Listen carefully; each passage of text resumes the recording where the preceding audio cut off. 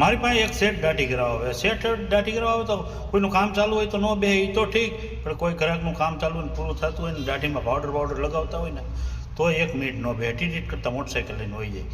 અને પાછા ક્યારેક ખુરશી ખાલી હોય ત્યારે દાઢી કરાવવા બેસે ને એટલે મને શું કે ખબર હોય કે હું 10 દુકાન રખડું પણ ખુરશી ખાલી હોય ને દાઢી કરાવવા બેસું. તમે મને કદાચ ગમે એવી દાઢી કરી દો એ તો ઠીક, કદાચ હોનાના હજીએ દાઢી કરી દો ને તો હું 1 મિનિટ રાહ જોઈને ન બેહું. શું કામ? આપણે પૈસા દેવા, આપણે કેમ મફત કરાવે. હવે એ શેઠ દાઢી કરાવવા ન દેખાણા 2 થી 3 મહિના સુધી ન દેખાણા. શેઠનો છોકરો એવો થાર ગાડી લઈને મને મોબાઈલમાં ફોટો બતાવ્યો, મને કે આ મારા પપ્પા આવી ગયા. 2-3 મહિનાથી પેરાલિસિસ થઈ ગયો છે, ખાટલામાં પડ્યા છે. 8 થી 10 દુકાન રેકડો, કોઈ ઘરે દાઢી કરાવવા નથી આવતું. મારા પપ્પાએ કીધું કે આ ભાઈ દાઢી કરાવવા આવશે.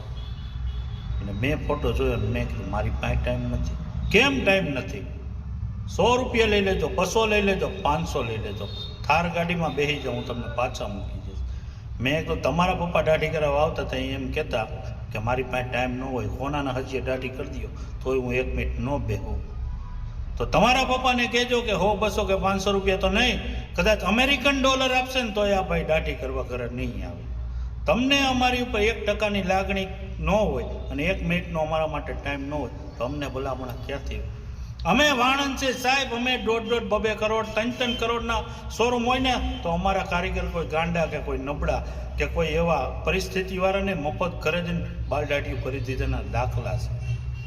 હા, એટલે અમને તમે પૈસાના ત્રાજવે ન તોલો.